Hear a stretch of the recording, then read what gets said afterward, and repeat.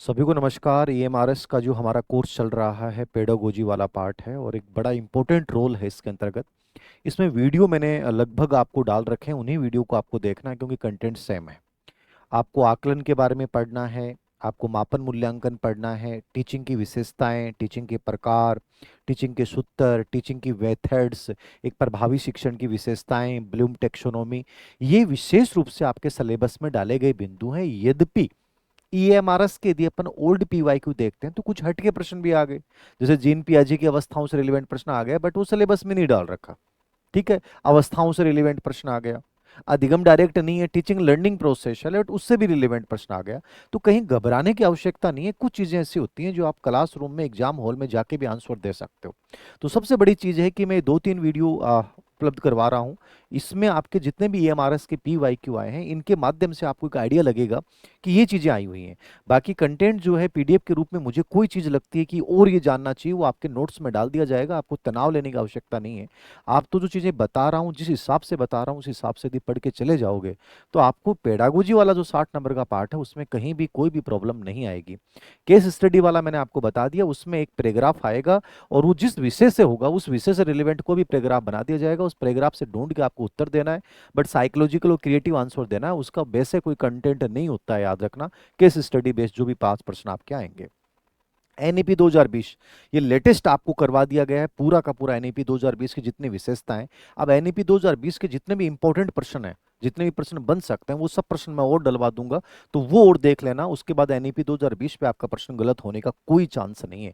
तो ये 15-20 नंबर का जो पार्ट आपका हो जाएगा। और ये टीचिंग एप्टीट्यूड वाले पार्ट में कुछ अपना अप्रोच फॉलो करना है। कुछ चीजें जो मैंने करवाई उन वीडियोज को देख लेना, और कुछ मैं ये 2-3 क्लासें जो लूंगा उससे आपका पूरा का पूरा कवर हो जाएगा। बट चीजें आपको खुद को थोड़ी सी समझनी पड़ेगी। आज जो पेपर आता है सेंटर की भर्तियों का, वो थोड़ा एनालिटिकल आता है, थोड़ा सा क्रिएटिव बेस आता है, तो वहां अप्लाइड बेस आता है। तो थोड़ा सा आपको अपना अप्रोच भी फॉलो करना है, जो चीजें मैं आपको बताऊं। अब देखिए, जैसे ये प्रश्न आए हुए हैं आपके। अब ये पहला प्रश्न इसके अंतर्गत ये है, विषय केंद्रित उपागम की मुख्य विशेषता क्या है। अब विषय केंद्रित उपागम आपको दिमाग में आना चाहिए। विषय केंद्रित मतलब सब्जेक्ट सेंटर्ड अप्रोच क्या होता है। तो सब्जेक्ट सेंटर्ड अप्रोच का मतलब होता है कि उस विषय का बेहतरीन ज्ञान देना है, उस विषय को बच्चे तक पहुंचाना है, उस विषय में बच्चे की उपलब्धि को बढ़ाना है। तो विषय केंद्रित उपागम क्या होता है, ये आपको समझना है इसके माध्यम से। अब ये डायरेक्ट कहीं लिखे हुए प्रश्न नहीं है, बट ये हमें समझने हैं कि यार ऐसे प्रश्न आए हैं तो हमें आंसर क्या देना है। तो ये चीजें अप्लाइड टाइप है। विषय केंद्रित उपागम सब्जेक्ट सेंटर्ड अप्रोच क्या होता है, विद्यार्थियों को अधिगम जरूरतों को पाठ्य पुस्तक के माध्यम से पूरा करना। सब्जेक्ट सेंटर्ड जो भी चीज होती है उसमें सबसे इंपॉर्टेंट जो चीज होती है वो होती है पाठ्य पुस्तक, यानी आपकी टेक्स्ट किताबें। उनको प्रमुख माना जाता है और इनके माध्यम से बच्चे की लर्निंग रिक्वायर्ड्स को पूरा किया जाता है। ये सही है। शिक्षक के लिए पाठ्य पुस्तक एकमात्र और मुख्य साधन नहीं है। ये चाइल्ड सेंटर्ड अप्रोच होता है। बालक केंद्रित अप्रोच कहता है कि जहां पाठ्य पुस्तक एकमात्र नहीं है, जहां शिक्षक केंद्रित अप्रोच होता है वहां पाठ्य पुस्तक सबसे इंपॉर्टेंट बन जाती है। बाल केंद्रित उपागम होता है वहां बच्चे के अनुभव को, बच्चे की मोटिवेशन को, बच्चे की रचनात्मकता को, मनोवैज्ञानिक विधियों को महत्वपूर्ण माना जाता है, इसलिए सही नहीं है। वास्तविक जीवन अनुभव पे जोर दिया जाता है। ये होता है आपका एक्सपीरियंशियल लर्निंग, जिसको अपन अनुभवजन्य अधिगम बोलते हैं, जिसपे जॉन डीवी ने बहुत काम किया है, मेस्लो ने काम किया है, कार्ल रोजर्स ने काम किया है। डेविड कोल्ब का वीडियो मेरा डाला हुआ है कि डेविड कोल्ब उसके 4 चरण बताते हैं, तो हल्का सा उनको देख के जाना है। तो वास्तविक जीवन अनुभव की जो बात करता है वो कौन करता है, एक्सपीरियंशियल लर्निंग करता है। इसमें गुणात्मक परिणाम की बजाय संख्यात्मक परिणाम पर जोर दिया जाता है। गलत। ये गुणात्मक परिणाम की बजाय संख्यात्मक परिणाम पे जोर जाता है। ये किसके ऊपर लिखा गया है, ये स्पेशली मापन की बात की गई है। किसकी बात की गई है, मापन। गुणात्मक परिणाम की बात कौन करता है, मूल्यांकन करता है।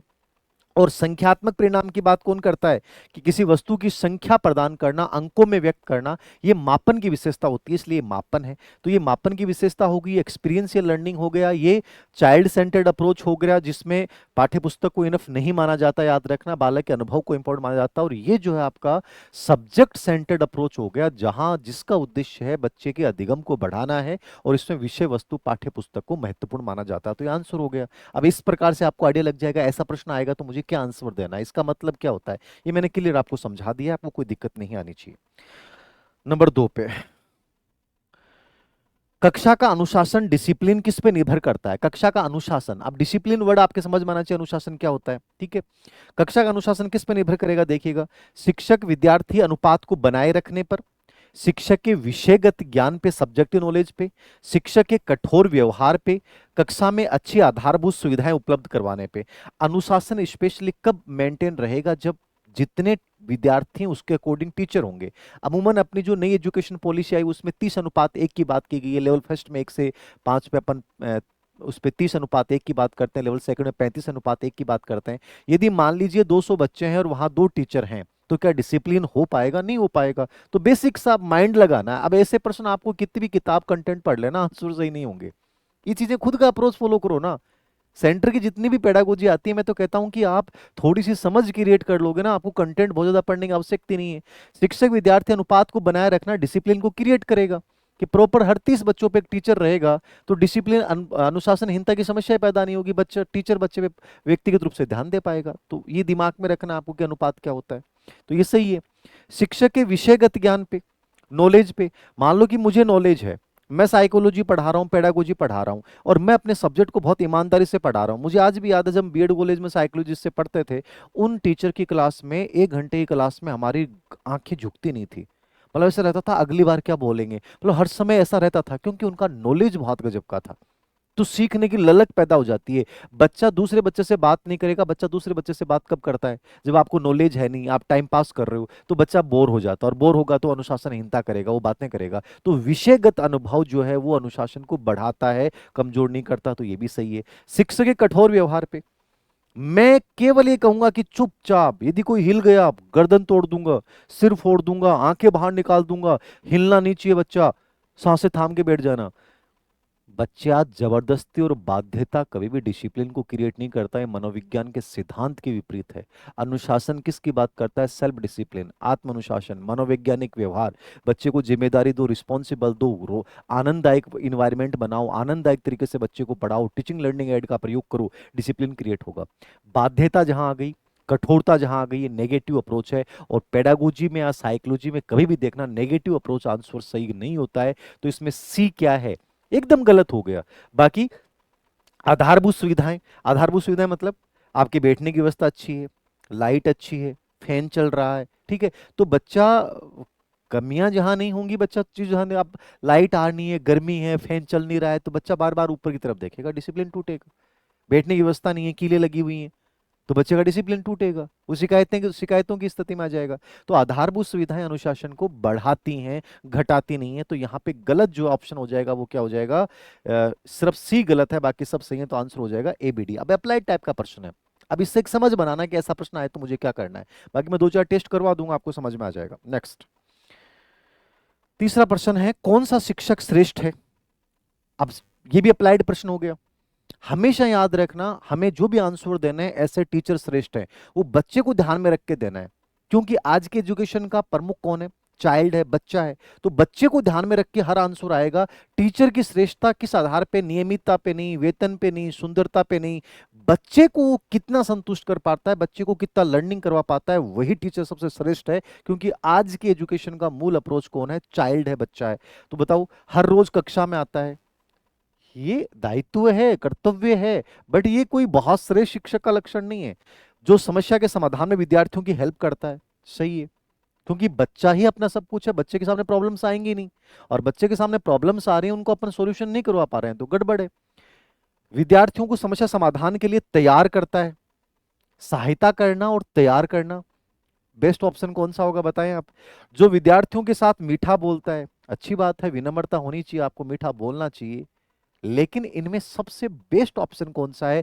जो समस्या के समाधान में विद्यार्थियों की हेल्प करेगा या विद्यार्थियों को समस्या समाधान के लिए तैयार करेगा। इसमें क्रिएटिव ऑप्शन देखिए आप, समझिए इन चीज को। अब ऐसा प्रश्न बार बार आएगा, क्या आंसर करेंगे आप? तैयार करना एक बेस्ट ऑप्शन होता है। मतलब कंस्ट्रक्टिव अप्रोच आधारित प्रश्न का आंसर देना है। पेडागोजी हो, साइकोलॉजी हो, कंस्ट्रक्टिव अप्रोच है, निर्मितवादी उपागम दिमाग में रखना है। टीचर सबसे बेस्ट वो है जहां टीचर एज ए फैसिलिटेटर की भूमिका निभाएगा। वो बच्चों को तैयार करेगा कि मैं तुम्हें केवल इसके फोल्डिंग दूंगा, तुम्हें खुद अपने आप को तैयार करना है। प्रॉब्लम आ गई, उसका सॉल्यूशन क्या होगा? मैं आप लोगों से कई बार बात करता हूं, आप लोग अपनी प्रॉब्लम्स को लेकर आते हैं। सर अब हमें कौन से पद की तैयारी करनी चाहिए? सर हम तो हताश हो रहे हैं, सर हार मान रहे हैं। देखो, जिंदगी में खराब परिस्थितियां आना एक नेचुरल है। लेकिन खराब परिस्थितियों का मुकाबला करने के लिए रेडी होना ये सबसे इंपॉर्टेंट चीज है। और टीचर हमेशा वो सबसे बेस्ट होता है जो बच्चों को ये बताता है कि जीवन में कितनी भी खराब से खराब परिस्थितियां आ जाएं, हमें खुद को उनका सॉल्यूशन निकालना है, खुद स्वयं के लेवल पे समाधान निकालना है। तो बच्चा जो स्वयं करेगा या उसमें स्वयं करने की ताकत टीचर पैदा कर देता है, इसका मतलब वो बेहतर बच्चे तैयार कर रहा है। ना कि मान लीजिए मैं बच्चों की हेल्प करने लग जाऊंगा, बच्चा मेरे पे डिपेंडेबल बन गया, तो क्या सही है? गलत है। तो ये थोड़ा सा इस पर्सन से 10% बनाए जा सकते हैं, और ऐसे पर्सन सेंटर के एग्जाम में बहुत आते हैं। आपको ये देखना, कंस्ट्रक्टिव अप्रोच, निर्मितवादी उपागम। मुझे बच्चे को सेल्फ डिपेंडेंट बनाना है, मुझे बच्चे को क्रिएटिव बनाना है, मुझे बच्चे को खुद आत्मन्वेषक बनाना है, मुझे आत्म मूल्यांकन करता बनाना है। तो आंसर क्या हो जाएगा? सी। ओके, समझ आ गई आपके? मतलब ऐसे प्रश्न आपके दिमाग में क्लियर हो जाएंगे कि सर ऐसा प्रश्न आए तो आंसर ये देना है। कौन सा चिंतन स्तर के शिक्षण की विशेषताएं हैं? शिक्षण स्तर के कितने प्रकार होते हैं? 3 प्रकार होते हैं। ये मैंने वीडियो डाल रखा है, आप देख लीजिएगा, कंप्लीट है, उसको बहुत अच्छे से बता रखा है, वो फॉलो करना है। सबसे पहला कौन सा होता है? Memory level. दूसरा कौन सा होता है? बौद्ध स्तर। और तीसरा कौन सा होता है? चिंतन स्तर। मेमोरी लेवल किसने दिया था? हर्बर्ट ने दिया था, जिसमें हर्बर्ट की पंचपदीय प्रणाली, पंचपदीय प्रणाली भी देख जाना, ये सबसे बेस होता है। इन दोनों का बोध, अंडरस्टैंडिंग लेवल और थिंकिंग लेवल का जो बेस होता है वो आपका मेमोरी लेवल होता है। सबसे पहले यही आता है, चीजों को याद करना, रटना, पहाड़े, प्रत्यास्मरण, ये विचारहीन होता है। यहां चीजों को रटा जाता है बस, ये विचार युक्त नहीं होता है। ये प्रारंभिक है, आधारशिला है, बेस है। तो पहाड़े रटना, गिनती याद करना, एबीसीडी याद करना, ये सब ये है। बोध स्तर क्या है? मोरिसन ने दिया था। ये अंडरस्टैंडिंग की बात करता है, समझ की बात करता है, ये जनरलाइजेशन, सामान्यकरण की बात करता है, निष्कर्ष की बात करता है, ये अंतर्दृष्टि, इंसाइट की बात करता है, ये चीजों को समझना, अवबोध। तो अवबोध इसका मुख्य है। और चिंतन स्तर दिया था बिग व हंट ने, ये सर्वश्रेष्ठ लेवल है। यद्यपि बोध स्तर भी आपका विचार युक्त होता है, ये विचारहीन होता है। चिंतन स्तर सबसे अधिक विचार युक्त होता है, जहां बच्चा अपनी समस्याओं का समाधान स्वयं करना शुरू कर देगा। ये रचनात्मक है, सृजनात्मक है, सर्वश्रेष्ठ है। जहां बच्चा अपने आप विषय वस्तु को ढूंढेगा, समाधान निकालेगा, निष्कर्ष निकालेगा, ये सर्वोत्तम लेवल होता है शिक्षण का, चिंतन स्तर। अब देखना प्रश्न क्या है। ये अत्यंत विचारपूर्ण होता है, निश्चित रूप से सही है थिंकिंग लेवल में। इसमें विषय वस्तु असंरचनात्मक व मुक्त, मतलब जहां क्रिएटिविटी आ गई वहां विषय वस्तु हमेशा क्या होती है? असंरचनात्मक, स्ट्रक्चर्ड नहीं होती, पहले से नहीं होती। आपको अन्वेषण करना है, खोज करनी है, समस्या का समाधान निकालना है, तो ओपन है, आपको ढूंढना है, निकालना है, तो सही है। इसमें विद्यार्थी निष्क्रिय भूमिका, निष्क्रिय भूमिका केवल मेमोरी लेवल पे निभाता है, रटंत स्तर पे, जहां वो चुपचाप चीजों को रट रहा है वहां निष्क्रिय है। एक्टिव होगा बोध स्तर पे भी और आपका चिंतन स्तर पे, दोनों स्तर पे एक्टिव होता है। और इसमें अभिप्रेरणा का स्रोत बाह्य होता है, बाह्य प्रेरणा का स्रोत होता है मेमोरी लेवल पे, वो निम्न स्तर है। बोध स्तर और चिंतन स्तर दोनों पे मोटिवेशन होगा, वो इंटरनल होगा, बच्चा स्वयं करेगा। याद रखना इस चीज को। तो क्योंकि उसको स्वयं समस्या का समाधान निकालना है, वो स्वयं खोज कर रहा है, तो मोटिवेशन कहां से आ रहा है? बाहर से नहीं आ रहा, इंटरनल आ रहा है। और एक बहुत कॉमन चीज है, मैं आपको बताऊं, आप लोगों के साथ प्रॉब्लम क्या है कि हम हमेशा इस नजरिए के बन जाते हैं कि सर कोई व्यक्ति मेरी जिंदगी बदलने के लिए आएगा। आपके सामने सबसे बुरी स्थिति है, घर वाले आपका साथ नहीं दे रहे, सबसे बुरी से बुरी स्थिति आ गई। मान लो कई बार जिंदगी में ऐसी सिचुएशन आती है कि मुझे डिसीजन लेना जिंदगी का सबसे इंपॉर्टेंट। जैसे मान लो मेरे पास एक बच्ची का फोन आया कि सर मुझे पढ़ना है, लेकिन मेरे घर वाले कह रहे हैं कि तेरी शादी करेंगे, हमें डर है कि परिवार में कोई ऐसा हादसा हो गया था कि उनकी बच्ची भाग गई थी, हमें डर है कि वो भी, तुम भी भाग सकती हो, तो मैं तुम्हारी शादी करेंगे, 2 दिन बाद में तुम्हें कोई लड़का देखने आएगा, वो लड़का कैसा भी है, हमें तो शादी करनी है। जब ऐसी सिचुएशन आए ना, तो ईश्वर पे मत छोड़िए कि ईश्वर सब कुछ कर देगा। यदि सच में लड़का अच्छा नहीं है, सपोर्टिव नहीं है, तो ऐसे फैसले खुद लीजिए, ऐसे फैसले खुद लीजिए। आप ये नहीं सोच सकते कि भाग्य के भरोसे नहीं बैठ सकते कि यार कोई और फैसले लेगा, क्यों लेगा? मेरी जिंदगी का सबसे बेस्ट डिसीजन है, वरिष्ठ से वरिष्ठ क्या हो सकता है? आज जो लोग आपके साथ नहीं है, आप अपनी पढ़ाई के लिए, आप किसी गलत प्रेम में चक्कर में फंस के और घर वालों की भावनाओं को आहत कर रहे हैं, वो गलत है। लेकिन जब जिंदगी में अपने सपनों की बात आ जाए ना, अपने मंजिल को पाने की बात आ जाए ना, तो मैं कहता हूं जिंदगी में हर बाधा को तोड़ देना, अपने सपने को सबसे ऊपर रखना कि पहले पापा सपने को पूरा करूंगी, फिर तुम जिसके साथ बांधोगे उसके साथ बन जाऊंगी। लेकिन ये गलत है कि तुम जबरदस्ती बाध्यता पूर्वक मैं अपने सपने भूल जाऊं। क्योंकि जो लड़कियां फ्रीडम नहीं बनती इकोनॉमिली, मैंने उन लड़कियों को सुसकते हुए देखा है। उनके साथ आप देखो कि एक लड़की है खुशबू राजपुरोहित, क्या हुआ है? भाई ये दुनिया बहुत अलग है, यहाँ यदि आप आत्मनिर्भर नहीं बनोगे मार डालेंगे लोग आपको। तो ऐसे जिंदगी में जब फैसले आए ना तो लीजिए अपने चिंतन स्तर पे कि मुझे फैसले लेना है और 100% मैं लूंगी। तो जिंदगी में हर चीज पे डिपेंडेबल मत बनिए। तो स्रोत मोटिवेशन जो है ना वो हमेशा बाहर ढूंढने के बजाय अंदर ढूंढिए। जब जिंदगी में आपकी जिंदगी नहीं बचेगी, जिनके साथ आप रहोगे वहां आपका सुकून नहीं बचेगा, तो वो जिंदगी क्या काम की आपके लिए। सुसाइड करो उससे पहले है ना कि डिसीजन ले लो गजब का, जो आपके सपनों को पूरा करने में आपको आगे बढ़ाए। तो ये बहुत जरूरी है। मोटिवेशन हमेशा क्या होता है, बाह्य आंतरिक होता है, चिंतन स्तर पे। तो इसमें ये भी गलत है और ये भी गलत है। तो आंसर क्या हो जाएगा, ए और बी। समझ में आ गया। आप चिंतन, बोध और स्मृति तीनों चीजें मैंने बहुत ढंग से समझा दी हैं, इसको कवर कर लीजिएगा।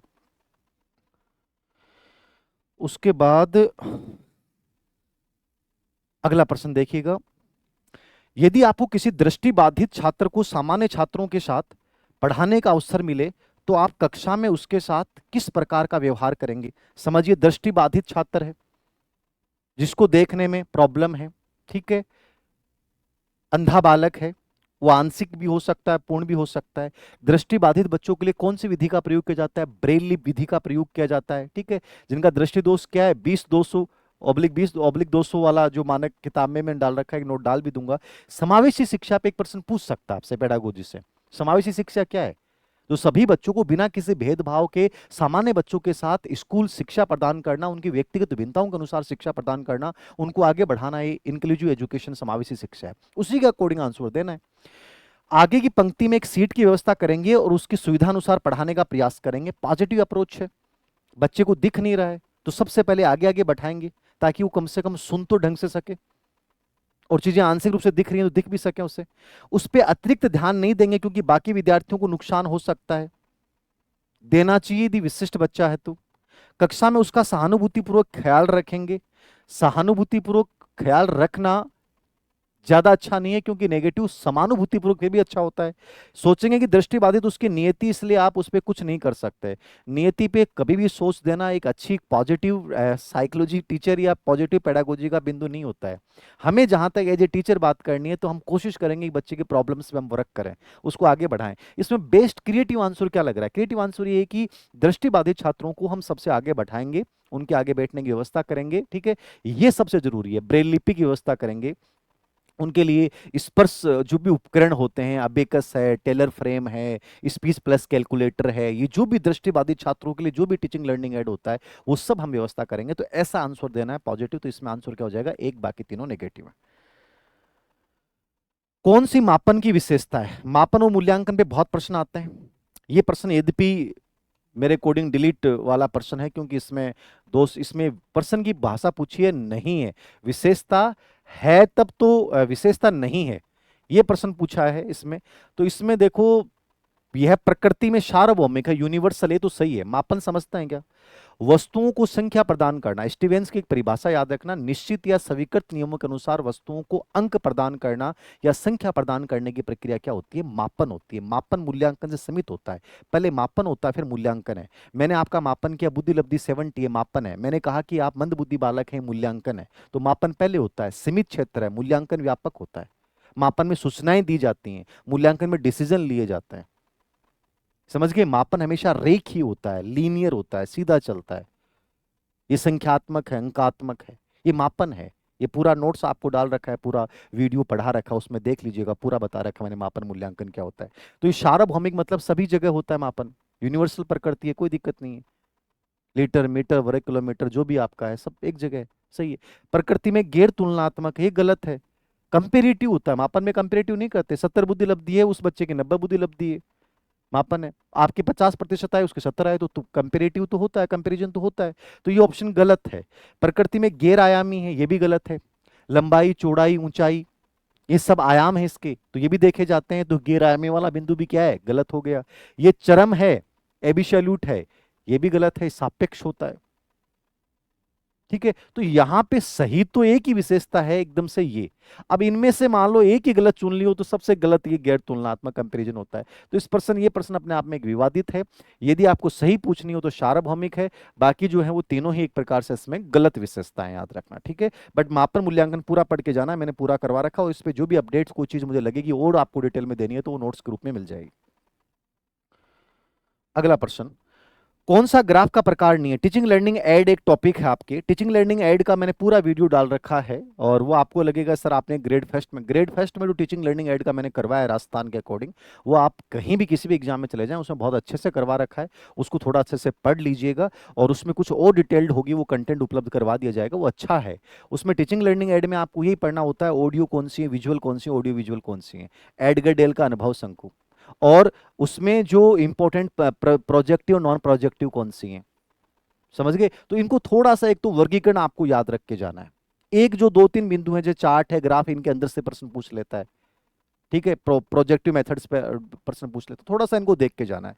ग्राफ का प्रकार कौन सा नहीं है, फ्लो चार्ट होता है, आप सब जानते हैं, रेखा लाइन ग्राफ ये भी होता है, पिक्टोरियल चित्रात्मक ग्राफ भी होता है, फ्लेनल। अब फ्लेनल दिमाग में रखना है, अपन जब केवल दर्श से सहायक सामग्री पढ़ रहे हैं तो वहां अपन फ्लेनल बोर्ड पढ़ते हैं। फ्लेनल बोर्ड क्या होता है, दर्श से सहायक सामग्री है, ग्रीन कलर का सा होता है, वो स्कूलों में लगा होता है, जहां पे हम सूचनाएं चिपकाते हैं, खादी बोर्ड भी जिसको बोलते हैं। तो फ्लेनल बोर्ड है, एक दर्श से सहायक सामग्री है, ये ग्राफ का प्रकार नहीं है, तुरंत दिमाग में आ गया। अब ग्राफ के जो प्रकार हो, फ्लो चार्ट है, रेखा चार्ट है, चित्रात्मक ग्राफ है, हिस्टोग्राफ है, बार ग्राफ है, लाइन ग्राफ है, तो ये सब आपको दिमाग में रखने हैं। तो ये हल्का सा इजी सा प्रश्न है, मुझे लगता नहीं कोई दिक्कत आएगी। तो फ्रेनल बोर्ड एक बोर्ड होता है, दर से सहायक सामग्री होती है। अगला प्रश्न देखना, कौन सा आगमन, एक मैंने देखा है कि पेडागोजी एमआरएस का हो चाहे सेंटर की भर्तियों का हो, इसमें आगमन और निगमन विधि को बहुत टारगेट किया जाता है। तो आगमन निगमन को थोड़ा डिटेल से पढ़ जाना, इसका कंटेंट मैंने डाल रखा है। वैसे आगमन निगमन के प्रश्नों के माध्यम से वैसे ज्यादा कोई बहुत हटके प्रश्न नहीं आता, नॉर्मल चीजें, आगमन निगमन विधि क्या है, आगमन में किधर से किधर चलते हैं अपन, विशिष्ट से सामान्य की ओर चलते हैं, विशिष्ट से सामान्य की ओर चलते हैं। तो आगमन विधि होती क्या है, सबसे पहले इसमें उदाहरण दिए जाते हैं, फिर उसके आधार पे अपन नियम निकालते हैं, निष्कर्ष निकालते हैं। निगमन में क्या होता है, पहले नियम होते हैं, उसके आधार पे फिर अपन उसके उदाहरणों की ओर बढ़ते हैं। तो वो नियम से उदाहरण की ओर चलती है, मतलब सामान्य से विशिष्ट की ओर चलती है, और विशिष्ट से सामान्य की ओर चलती है। तो ये मेन बेसिक है इसका, दोनों के प्रतिपादक अरस्तु हैं। तो आगमन विधि क्या है, कौन सा कथन आगमन विधि के बारे में सत्य है, सूत्रों नियम अवधारणाओं से शुरू होता है और समस्या समाधान पे समाप्त होता है। ये तो निगमन विधि का लक्षण हो गया। नियम से स्टार्ट कौन होती है, निगमन होती है। निगमन से बढ़िया कौन होती है, आगमन होती है। तार्किकता का विकास कौन सी विधि करती है, आगमन करती है। निगमन विधि इतना तार्किकता विकास नहीं करती, इसलिए आगमन विधि उच्चतर कक्षाओं में ज्यादा उपयोगी मान जाती है, निगमन विधि को छोटी कक्षाओं में ज्यादा उपयुक्त माना जाता है। ये दिमाग में रखना है। ये उदाहरणों से शुरू होती है और सूत्रों नियम अवधारणा पे समाप्त होती है। आगमन विधि एकदम राइट है। आगमन विधि उदाहरण से स्टार्ट होती है, और निगमन क्या होती है, नियम से स्टार्ट होती है। समझ गए। तो ये जैसे एक एग्जाम्पल के रूप में एक चीज बताता हूं मैं आपको, सभी मनुष्य मरणशील है, ये नियम है, एक मनुष्य मरणशील है, राम एक मनुष्य है, अतः राम भी मरणशील होगा। तो ये कौन सी विधि होगी, ये निगमन होगी, नियम से स्टार्ट है। अब मैं इसको करूं, राम एक मनुष्य है, राम मरणशील है, मैं इसे लिखूंगा राम मरणशील है, राम क्योंकि राम एक मनुष्य है, और फिर नीचे लिखूंगा मनुष्य सभी मरणशील होते हैं। तो ये आगमन हो गया। इसमें नियम जो होता है वो सबसे लास्ट में आता है, पहले उदाहरण आएगा राम क्या है। तो ये इस प्रकार से दिमाग समझो कि आगमन क्या है, निगमन क्या है। पुनः प्रेरणा री इंडक्शन का प्रयोग करके सही और वेद को सत्यापित नहीं किया जा सकता, पुनः प्रेरणा का प्रयोग करके निगमन में जरूर कर सकते हैं, आगमन में नहीं कर सकते। आगमन में पुराने विधियों की हेल्प लेते हैं, तो ये भी सही है। तो उपयुक्त सभी गलत हो जाएगा। इसमें केवल कौन सा विधि सही है, इसमें 2 नंबर सही है और 3 नंबर सही है। अब इसमें भी ए ऑप्शन इन्होंने दे दिया, उपयुक्त सभी तो हो नहीं सकता, ठीक है। अब इसमें से केवल एक ही आंसर चुनना है, तो आप वो कौन सा करोगे, बी करोगे। यदि भी कुछ प्रश्न बड़े अजीब से पूछे इन्होंने, लेकिन इनमें एक ही आंसर चुनना है, तो आप क्या करोगे, ये उदाहरण से शुरू होता है और सूत्रों नियम अवधारणाओं पे क्या हो जाता है, समाप्त हो जाता है। तो इसमें बी आंसर, ऑप्शन के अकॉर्डिंग बी आंसर इसका बेस्ट है। तो आगमन निगमन को थोड़ा पढ़ जाना, आगमन निगमन का थोड़ा सा देखना। आगमन विधि के जो चरण होते हैं, सबसे पहले अपन क्या करते हैं, उदाहरण करते हैं, ठीक है, याद रखना। सबसे पहले उदाहरण होता है आगमन में, ये याद रखना, उदाहरण। फिर क्या होता है, निरीक्षण ऑब्जर्वेशन होता है। फिर क्या होता है, सामान्यीकरण होता है, जनरलाइजेशन होता है, ठीक है। और फिर उसका अपन परीक्षण करते हैं कि वो सही है कि गलत है। तो उदाहरण, ऑब्जर्वेशन, जनरलाइजेशन और टेस्ट करेंगे, परीक्षण करेंगे उसका कि वो सही है कि नहीं है। ये आगमन विधि के एक प्रकार से चरण होते हैं, और ये उच्चतर कक्षाओं में प्रयोग की जाती है। बच्चों में तार्किकता का ये विकास करती है, क्रिएटिविटी, रचनात्मकता का विकास करती है आगमन विधि। तो इसमें बी ऑप्शन के अकॉर्डिंग बी हो जाएगा। फिर अगला प्रश्न है, कक्षा में संवाद अनिवार्य रूप से होना चाहिए। अब ये वही अप्लाइड प्रश्न है, एक आप अपने आप को हमेशा याद रखिए कि बच्चे की जगह रख के आंसर देना है। कभी भी टीचर के एप्टीट्यूड से आंसर मत देना। एक बच्चा जो है वो क्या चाहता है उसके अकॉर्डिंग आपके आंसर होंगे। एक क्लासरूम है, मेरे सामने आप बच्चे बैठे हो, तो मेरा जो संवाद होगा वो कैसा होगा? पहला ऑप्शन, अमूर्त, मतलब मैं आपसे संवाद कर रहा हूं अमूर्त, मूर्त है ही नहीं, जो चीजें हैं वो है ही नहीं, मैं आपको बातें कर रहा हूं, बच्चा पागल हो जाएगा, परेशान हो जाएगा। काल्पनिक थोड़ी होता है भाई। गैर विवरणात्मक, नॉन डिस्क्रिप्टिव है। तो नॉन डिस्क्रिप्टिव मतलब आप एक विस्तार से कोई चीज को नहीं बता रहे हो, तो बच्चे के समझ में आएगा क्या? ये भी नेगेटिव हो गया। कल काल्पनिक, काल्पनिक होगा, बच्चे को मूर्त रूप से वास्तु रूप से चीजें नहीं बताओगे तो वो संवाद प्रभावी हो ही नहीं सकता। और प्रानुभूतिक, एम्पैथिक, अब यहां ऑप्शन के अकॉर्डिंग बेस्ट कौन सा? एम्पैथिक मतलब बच्चे की भावनाओं को समझते हुए, बच्चों की भावनाओं के समझते हुए, बच्चे के विचारों को अपने अंदर अनुभव करते हुए, बच्चे की स्थिति को अपने अंदर महसूस करते हुए फिर आप संवाद कर रहे हो, बच्चा आपसे भावनात्मक जुड़ाव महसूस करे, बच्चों लगे कितना अच्छा टीचर है यार, सर हमारी तरह है। ये आपका संवाद होना चाहिए। तो संप्रेषण संवाद हमेशा अंतः क्रियात्मक हो, बालक केंद्रित हो, बच्चे की रुचि और भावनाओं को ध्यान में रख के किया जाए। संवाद हमेशा मूर्त होना चाहिए, संवाद हमेशा वास्तविक और प्रत्यक्ष अनुभव आधारित होना चाहिए। ये एक अच्छे कम्युनिकेशन की विशेषताएं हैं। और वो वन डायरेक्ट दिशा में नहीं होना चाहिए, बाई मतलब दोनों तरफ से होना चाहिए, जिज्ञासा युक्त होना चाहिए, बच्चे प्रश्न पूछें, बच्चे एक्टिव हो, टीचर भी एक्टिव हो, वो संवाद हमेशा क्या होता है? प्रभावी होता है। तो इस पे 4-5 प्रश्न और बन सकते हैं, आप तो दिमाग में रखना है कि बेस्ट ऑप्शन क्या होगा? एम्पैथिक हो गया। किसी कक्षा में विशिष्ट स्पेशल ऑडियोज की पुनः प्रस्तुति की वजह से विद्यार्थियों का निम्नलिखित में से क्या घट सकता है? मान लीजिए मैं कोई क्लास में स्पेशल ऑडियोज कोई विशेष है पुनः प्रेजेंट कर रहा हूं, तो उनमें से क्या घट सकता है? कि टीचिंग लर्निंग एड का प्रयोग करूंगा, आपको ऑडियो चीजें पहुंचा रहा हूं या कोई दृश्य चीजें पहुंचा रहा हूं, तो उससे आप में क्या घटेगा समझना है। उत्कृष्टता के प्रति प्रेरणा, प्रेरणा घटेगी थोड़ी बढ़ेगी? प्रेरणा तो बढ़ेगी। आपको मैं कोई टीचिंग लर्निंग एड पढ़ा रहा हूं तो आपको मजा आएगा कि यार मजा आ गया सर, बहुत अच्छा लग रहा है आज आपकी क्लास लेने के बाद, तो पॉजिटिव आ रहा है। प्रौद्योगिकी अभिविन्यास में रुचि, जब मैं टीचिंग लर्निंग ऐड कर रहा हूं, मैं ऑडियो सहायक सामग्री या कोई प्रोजेक्टिव मेथड से कोई चीज आपको क्लिप सुना रहा हूं, तो आपको टेक्नोलॉजी के प्रति आपका इंटरेस्ट क्रिएट होगा। बोध में संज्ञानात्मक भार, कोग्निटिव लोड क्या होता है? जब तुम चीजों को कर नहीं पाते हो, जब तुम अतिरिक्त चीजें महसूस करते हो, कोग्निटिव लोड होता है, चीजें तुम्हारे समझ में नहीं आ रही हैं, तो कोग्निटिव लोड है। लेकिन जब मैं विशेष रूप से कुछ चीजें क्लिप्स आपको सुनाऊंगा, दृश्य सामग्री प्रस्तुत करूंगा, तो कोग्निटिव लोड घटेगा या बढ़ेगा? घटेगा। आपको चीजें आनंददायक लगेंगी, रुचिकर लगेंगी, तो कोग्निटिव लोड क्या होता है? घटता है। तो ये तो घटेगा, ये सही है। शिक्षकों के प्रति आदर, निश्चित रूप टीचिंग लर्निंग एड प्रयोग करोगे तो टीचर आपको सबसे अच्छा फेवरेट लगता है। तो हमेशा देखो ऐसा प्रश्न से पढ़ा नहीं हो, आंसर निकल जाएगा कि यार कोग्निटिव लोड तो कम होगा, बढ़ेगा थोड़ी। तो तीसरा ऑप्शन सही हो गया। अगला प्रश्न देखना, किस प्रकार के सूचना संप्रेषण, अब आप कहोगे सर आईसीटी तो अलग आता है इसमें, पेडागोजी में आईसीटी के पिछली बार प्रश्न पूछे इन्होंने। यद्यपि आईसीटी का कंटेंट है वो कोई बहुत ज्यादा डिटेल्ड वाला नहीं आता, यद्यपि आपने पेडागोजी का ही सिलेबस डाला, फिर भी हमने आईसीटी के कुछ क्लासें डाली हैं जो थर्ड ग्रेड वगैरह के एग्जाम में आती हैं। उनमें से इनपुट आउटपुट डिवाइस कंप्यूटर है, कंप्यूटर के उपयोग क्या हो सकते हैं, वो इसलिए डाली हैं ताकि आपको यदि कोई और कंटेंट नहीं मिल रहा तो आप देख सको। बाकी वो आपके सिलेबस का हमारा पार्ट ही नहीं था, फिर भी हमने डाला है कि ये उपलब्ध हो जाए, तो आपको टाइम मिले तो देख लो, वरना आप कोई भी कंटेंट पढ़ लो, उसके पीवाईक्यू पढ़ लो, प्रश्न सही हो जाएंगे। आईसीटी क्योंकि आज पेडागोजी का पार्ट हो गया, शिक्षार्थी केंद्रित उपागम में उपयोगी नहीं प्रतीत होते हैं। अब आईसीटी का अपन प्रयोग कर रहे हैं, इनमें से कौन सा बालक सेंटर्ड पेडागोजी में उपयोग नहीं होगा? इंफॉर्मेटिव सूचना प्रदान करना, सिचुएशनल स्थित्यात्मक, क्रिएटिव रचनात्मक, संप्रेषण कम्युनिकेटिव। और उसको समझना है इस प्रश्न को। इंफॉर्मेटिव क्या होता है? मैं केवल आपको सूचना दे रहा हूं, आप निष्क्रिय रूप से सूचनाएं ग्रहण कर रहे हो, क्या ये बालक सेंटर्ड विषय है? स्थित्यात्मक का मतलब जहां बच्चा लर्निंग बाय डूइंग कर रहा है, करके सीख रहा है, करके सीख रहा है, इसको बोलते हैं सिचुएशनल। ठीक है, तो ये पॉजिटिव हो गई। नेगेटिव, क्रिएटिव जहां बच्चा खुद अन्वेषण कर रहा है, ये भी पॉजिटिव है। कम्युनिकेटिव जहां द्विमार्गी संप्रेषण हो रहा है, आप मेरे से मैं आपसे, तो यहां नेगेटिव कौन सा? इन्फॉर्मेटिव जो होता है वो केवल आपको सूचना प्रदान करता है, तो इसमें बच्चा केवल निष्क्रिय सूचनाएं ग्रहण करता है। इन्फॉर्मेटिव कभी भी अच्छा नहीं माना जाता बालक केंद्रित दृष्टिकोण से, इसलिए गलत हो गया। बाकी तीनों क्या हो गए? पॉजिटिव हो गए, आईसीटी का उपयोग हो गया। अगला प्रश्न देखना, खेल विधि का कौन सा सिद्धांत सेल्फ डिसिप्लिन उत्पन्न करने में सहायक नहीं है? खेल विधि में पहली बार प्रश्न पूछे। खेल विधि हो सकता है आपको मैंने कंटेंट में नहीं करवाई, मैं थोड़ा सा बता दूंगा खेल विधि क्या होती है, इसका अगला एक छोटा सा एक शॉर्ट वीडियो बता दूंगा। खेल विधि के सिद्धांतों की भी मैं चर्चा कर लूंगा। एक छोटा सा वीडियो बना दूंगा ना इस वीक में, मैं कोशिश करूंगा अगले वीक में मैं एक छोटा सा वीडियो जो मुझे लगता है कि नई चीज है, जिस पे आपको कंटेंट या नया प्रश्न आया है, तो उस पे मैं छोटे छोटे कुछ क्लिप्स बना दूंगा 5 से 10 मिनट की, जिससे आपको फायदा हो जाएगी। खेल विधि क्या होती है?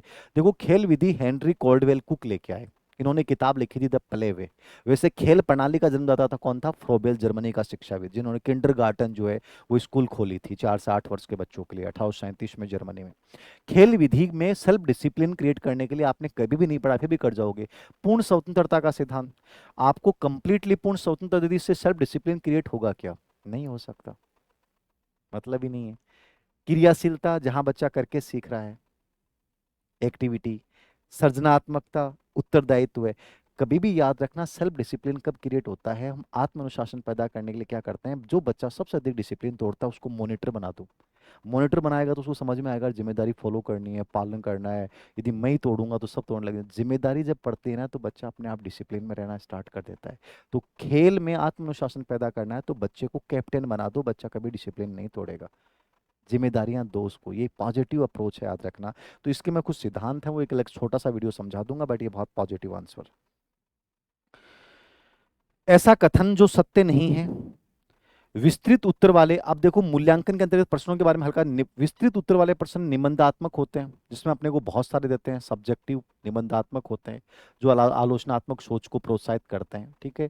बट ये रटंत प्रवृत्ति को बढ़ाते हैं, इनकी कमी होती है निबंधात्मक की, याद रखना। ये प्रश्न कई बार आता है।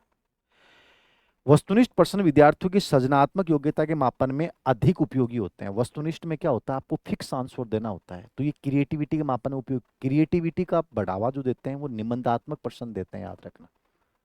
सृजनात्मकता, क्योंकि वहां आपको सोच के देना है, नया विचार देना है, मौलिकता वाला देना है। लेकिन इनमें तो फिक्स आंसर होता है, इसलिए रट ये तो फिक्स है, तो ये क्रिएटिविटी को बढ़ावा नहीं देते हैं। जोड़े बनाने वाले प्रश्न, बहुविकल्प प्रश्न के प्रकार याद रखो। बहुविकल्प वाले, मिलान वाले, सत्य असत्य वाले, समझ गए? ये किसके प्रत्यास्मरण वाले, ये प्रश्न किसके पार्ट होते हैं? ये आपके ऑब्जेक्टिव प्रश्न के पार्ट होते हैं। प्रत्येक पूर्ति, रिक्त पूर्ति प्रश्न को चयन प्रश्न में बदला जा सकता है, निश्चित रूप से बदला जा सकता है। रिक्त वाले को चयन सेलेक्टिव वाला भी बना दो, 4 ऑप्शन बना के, तो ये भी सही है। तो यहाँ गलत कौन सा है? बी ऑप्शन जो है वो यहाँ पे गलत हो जाएगा। तो निबंधात्मक और वस्तुनिष्ठ प्रश्नों की विशेषताएं क्या होती हैं, मैंने इसकी डाल रखी होगी, यदि नहीं डाल रखी है तो मैं इसका एक पीडीएफ डलवा दूंगा। उस वस्तुनिष्ठ प्रश्न और निबंधात्मक प्रश्नों का कंपेरेटिव अध्ययन, ये थोड़ा सा आपके लिए हेल्पफुल हो जाएगा। एक सृजनात्मक विद्यार्थी कौन है? अब देखो ये अप्लाइड प्रश्न आ गए। अब क्रिएटिविटी आपके सिलेबस में नहीं है पेडागोजी में, बट फिर भी एक क्रिएटिविटी इन पे प्रश्न आ गए, तो अब इन प्रश्नों को लेकर ज्यादा लोड नहीं लेना। आप कहोगे तो क्रिएटिव में डाल दूंगा, लेकिन इतना पढ़ने का मतलब नहीं है।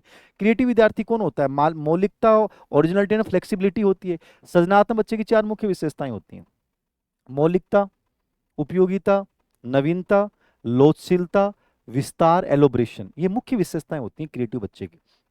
सामान्य से उच्च बुद्धि लब्धि भी सही है, इनकी बुद्धि लब्धि 110 से अधिक होती है, ये भी सही है। लेकिन यहाँ बेस्ट ऑप्शन चुनना है। रटने की योग्यता इनमें नहीं होती, समस्या समाधान की योग्यता भी इनमें होती है। 3 विशेषताएं सही है इनमें, लेकिन आपको बेस्ट आंसर चुनना है, तो मौलिकता और ये ओरिजिनलिटी हो जाएगी, फ्लेक्सिबिलिटी हो जाएगी। तो ये भी ध्यान में रखना है कि सबसे बेस्ट ऑप्शन क्या हो सकता है। कौन सी अधिगम के लिए आकलन? अब असेसमेंट ऑफ लर्निंग मैंने बहुत अच्छे से करवा रखे हैं, उनको पढ़ लेना। अधिगम के लिए आकलन, असेसमेंट फॉर लर्निंग है। 3 लर्निंग होते हैं: assessment, in learning, of learning. In learning, for learning और ऑफ लर्निंग, ये 3 लर्निंग होते हैं। अधिगम के रूप में आकलन, जब अधिगम के रूप में आकलन तो क्या होता है? जब मैं खुद अपना मूल्यांकन कर रहा हूं या मैं अपने सहपाठियों द्वारा मूल्यांकन कर रहा हूं। ये सीखने सिखाने के दौरान होता है। मैं चाय बनाने, खाना बनाने के दौरान चेक करता हूं कि यार मैंने सही बनाया कि नहीं बनाया। ये अधिगम के रूप में आकलन होता है, जब बच्चा स्वयं करता है, मेटाकोग्निटिव होता है, स्वयं के द्वारा स्वयं का आकलन या उसके साथी द्वारा उसका आकलन। और दूसरा होता है अधिगम के लिए आकलन, सबसे इंपॉर्टेंट होता है, क्रिएटिव होता है, रचनात्मक आकलन होता है, निदानात्मक होता है।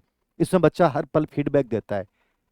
ऐसे ऑप्शन आपने देखे होंगे, टीचर बच्चों को घुमाने लेके गई, वहां पे ग्रुप चर्चा करती है, फिर समस्या समाधान निकालती है, वो सब ये असेसमेंट फॉर लर्निंग होता है, सीखने सिखाने दौरान होता है।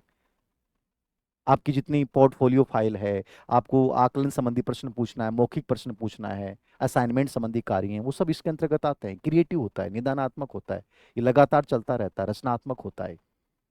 और एक होता है असेसमेंट ऑफ लर्निंग, अधिगम का आकलन, जो योगात्मक समेटिव असेसमेंट होता है, जो सीखने सिखाने की प्रक्रिया समाप्त होने के बाद किया जाता है, जहाँ ग्रेड देते हैं। वार्षिक परीक्षाएं, गृह कार्य का आकलन, छात्रवृत्ति परीक्षण, वो सब आपके अधिगम का आकलन होता है। समेटिव असेसमेंट, ये फॉर्मेटिव असेसमेंट होता है। तो अधिगम के लिए आकलन प्रत्येक विद्यार्थी की समर्था और अल्पसमर्था को पहचानने में सहायक है, सही है। विद्यार्थियों को अपने कार्यों की समीक्षा रिव्यू करना, फीडबैक लेता है सीखने सिखाने के दौरान। ये निर्णयात्मक है। निर्णयात्मक जो होता है वो हमेशा याद रखना अधिगम का आकलन होता है। क्या होता है? अधिगम का आकलन, का आकलन ये हमेशा निर्णयात्मक होता है। यहाँ डिसीजन दिया जाता है, यहाँ ग्रेड दी जाती है। जहाँ ग्रेड दी जाती है वो असेसमेंट ऑफ लर्निंग होता है, और असेसमेंट ऑफ लर्निंग डिसीजन नहीं दिया जाता है। ये सीखने सिखाने दौरान लगातार चलता रहता है, सुधार किया जाता है, फीडबैक दिया जाता है, ये क्रिएटिव होता है। ये निरंतर फीडबैक देता है, ये भी इसकी विशेषता है। तो यहाँ पे तीसरा गलत हो जाएगा, ये असेसमेंट ऑफ लर्निंग की विशेषता है। तो ये तीनों मेरे पढ़ाए हुए हैं, देख लेना। इकाई परीक्षण पे प्रश्न पूछे गए हैं। इकाई परीक्षण एक नया बिंदु हो गया। पिछली बार इकाई परीक्षण सिलेबस में डायरेक्ट नहीं है, बट इकाई परीक्षण अपने को पढ़ना पड़ेगा। पाठ योजना और इकाई परीक्षण पे थोड़ा सा मैं कंटेंट इसकी पीडीएफ उपलब्ध करवा दूंगा आपको, समझ लो थोड़ा सा इकाई परीक्षण। यूनिट टेस्ट क्या होता है? अपन क्या करते हैं, सबसे पहले वार्षिक योजना बनाते हैं, फिर अपन इकाई योजना बनाते हैं, और दैनिक रूप से अपन क्या बनाते हैं, पाठ योजना बनाते हैं। तो इकाई योजना कौन बनाता है? टीचर बनाता है। इकाई योजना में क्या होता है? विषय वस्तु टुकड़ों में बांटा जाता है, ठीक है। इकाई योजना में जो टेस्ट बनाता है वो सब टीचर बनाता है। अब समझिए, इसमें इसमें दक्षताओं की सीमित संख्या होती है। निश्चित रूप से जब टुकड़े कर दिए तो दक्षताएं तो ऑटोमेटिक, कि इस यूनिट टेस्ट में इसकी जांच की जाएगी, इस टेस्ट में इसकी जांच की जाएगी, तो दक्षताओं की संख्या सीमित हो गई अपने आप। शिक्षक द्वारा पूर्णतः नियंत्रित होता है, टीचर ही बनाता है, तो कंट्रोल्ड भी टीचर का ही है इसके ऊपर। तीसरा, ये मानकीकृत उपलब्धि परीक्षण का प्रयोग। मानकीकृत क्या होता है? स्टैंडर्ड उपलब्धि परीक्षण किसको बोलते हैं? जो बाहरी रूप से किसी एक एजेंसी द्वारा या किसी बाह्य परीक्षक द्वारा बनाया जाता है, जो निर्धारित मानक पे बनाया जाता है, वो होता है मानकीकृत उपलब्धि परीक्षण। तो मानकीकृत उपलब्धि परीक्षण तो हो ही नहीं सकता, क्योंकि इसको तो टीचर बनाता है, तो ये मानकीकृत तो होगा ही नहीं। स्टैंडर्ड टेस्ट गैर मानकीकृत होता है। परिणाम के अभिभावकों से चर्चा होती है, निश्चित रूप से चर्चा होती है। तो इसमें गलत ऑप्शन कौन सा हो गया? मानकीकृत उपलब्धि परीक्षण इसमें गलत हो गया। अपन एक उपलब्धि परीक्षण का वीडियो डाला हुआ नहीं डाला हुआ तो इसमें डलवा देंगे। उपलब्धि परीक्षण पे भी पर्सन मापन मूल्यांकन का पार्ट होता है, तो उपलब्धि परीक्षण का भी देख लेना। इसमें उपलब्धि परीक्षण का एक वीडियो यदि नहीं डाला हुआ है तो डलवा दूंगा, मेरा रिकॉर्ड किया हुआ है बहुत अच्छे से रेट के एग्जाम के हिसाब से, तो वो काम आ जाएगा कंप्लीटली, उसमें सब चीजें बताई हुई। तो इसमें तीसरा ऑप्शन हो जाएगा। कौन सा कारक अधिगम को सबसे कम प्रभावित करता है? अब ये प्रश्न अधिगम से जोड़ के पूछ लिया। अब अधिगम आपको नहीं पढ़ना है, बट पियाजे अधिगम से कुछ चीजें अप्लाइड आ गई, तो आपने सब साइकोलॉजी आप सब पढ़ रहे हो, तो ऐसे प्रश्नों के लिए आपको बहुत कंटेंट एकत्रित नहीं करना है। जो चीजें हैं उन्हीं का एक पॉजिटिव आंसर देना है। अप्लाइड प्रश्न आ सकता है, कंस्ट्रक्टिव अप्रोच है, निर्मितवादी उपागम से प्रश्न आ सकता है, पियाजे प्रश्न आ सकता है, थॉर्नडाइक से रिलेवेंट प्रश्न पूछ सकता है। तो ये चीजें ऑलरेडी आपने पढ़ रखी हैं, इसके लिए आपको कंटेंट दोबारा पढ़ने की आवश्यकता नहीं है, आप ऐसे भी दे सकते हैं। कौन सा कारक लर्निंग को सबसे कम प्रभावित करता है? अनुकरण, इमिटेशन, मैच्योरिटी, तत्परता, पाठ्यसेगामी क्रियाएं। अपन अधिगम को प्रभावित करने वाले कारकों में जब भी कारकों की बात करते हैं तो अपन सबकी बात करेंगे, लेकिन को-क्यूरिकल एक्टिविटीज की अपन बात नहीं करेंगे। प्रभावित करेगा बट इतना इंपॉर्टेंट नहीं है। अनुकरण, इमिटेशन का मतलब है टीचर जैसे कर रहा है, बच्चे से कर रहे हैं, बच्चा उससे प्रभावित होता है। ये कम प्रभावित करता है लेकिन प्रभावित करेगा। मैच्योरिटी तो सबसे अधिक है, बिना परिपक्वता के अधिगम होता ही नहीं है। अधिगम के लिए अनिवार्य स्थिति है परिपक्वता। इच्छा शक्ति, अभिप्रेरणा, शारीरिक मानसिक स्वास्थ्य, थकान, जीवन लक्ष्य, आकांक्षा, अभिवर्ती, अभियोग्यता, रुचि, ध्यान, ये सब अधिगम को प्रभावित करने वाले कारक हैं। तत्परता, तैयार हो जाना। लेकिन पाठ्यसेगामी गतिविधियां जो है वो अधिगम को प्रभावित करने वाले कारकों में नहीं आता है, तो ये कहीं भी ऑप्शन में नहीं आएगा, तो डी गलत है यहाँ पे। एक शिक्षक पहले सिद्धांत और नियम बताता है, फिर उदाहरण देता है। ये कौन सा? आपने चर्चा पहले ही कर ली है, निगमन विधि का है।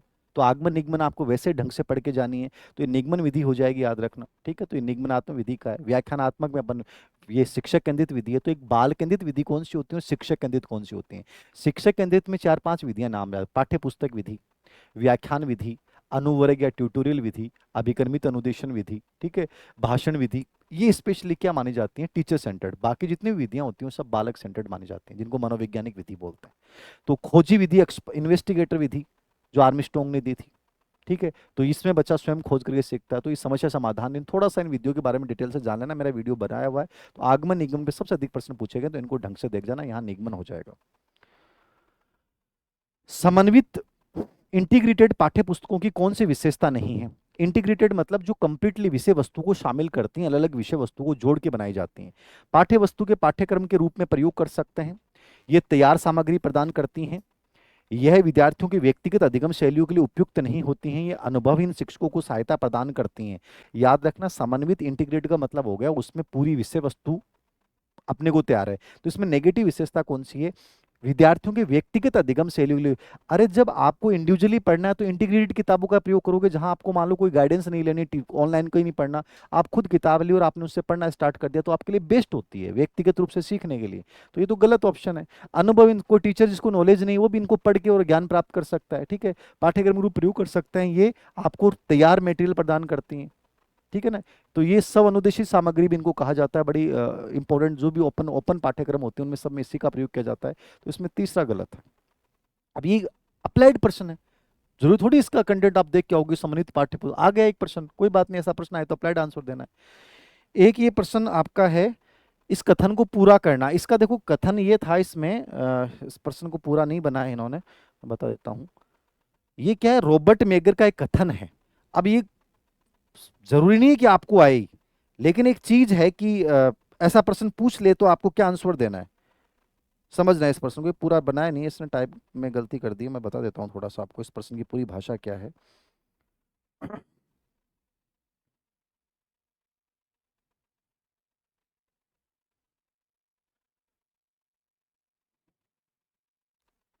ये है, in teaching if nothing has been learned nothing has been. अब आगे खाली छोड़ दिया कि यदि बच्चा जो है, ये रॉबर्ट मेगर ने कथन था कि यदि जो मतलब यदि बच्चे ने सीखा नहीं तो इसका मतलब है बच्चे को पढ़ाया नहीं गया। तो इसका मतलब है कि कथन को पूरा कीजिए, बच्चे ने सीखा नहीं तो क्या नहीं हुआ, अध्ययन किया गया, जांचा गया, अवलोकित किया गया, तो पॉजिटिव है। मतलब पढ़ाया गया, मतलब यदि बच्चे ने सीखा नहीं तो इसका मतलब उसे पढ़ाया गया। तो इसमें ये ऑप्शन क्या आ जाएगा, टॉट वाला आ जाएगा। रॉबर्ट मेगर का कथन है, याद रखना, ये नोट करके लिखो तो लिख लेना। अब ऐसे प्रश्न है जो कहाँ से पूछ लेता है, ये कोई फिक्स विषय वस्तु नहीं होती, तो इसको लिखना चाहे तो लिख लेना आप। ये शिक्षण की प्रभावशीलता पे जोर देता है। रॉबर्ट मेगर ने कहा था कि अधिगम ही शिक्षण का प्रभाव है, शिक्षण की सफलता अधिगम से मापी जाती है। यदि बच्चे ने लर्न नहीं किया इसका मतलब उसे पढ़ाया ही नहीं गया, इस आधार पे कथन दिया गया। तो ये कुछ 20% थे जो आज की इस क्लास में मैंने करवा दिए हैं। लगभग 20% मैं और करवाऊंगा, पूरे ईएमआरएस के जितने भी पेडागोजी में प्रश्न आए हुए हैं उससे आपको और स्पष्टता मिल जाएगी कि मुझे इस प्रकार के प्रश्न आए हैं तो ऐसे आंसर दे के आना है। ये 2 क्लासें बहुत इंपॉर्टेंट रहेगी। उम्मीद करता हूं कि आपको इस क्लास के बाद बहुत सारे डाउट्स आपके क्लियर हो गए होंगे। Thank you very much.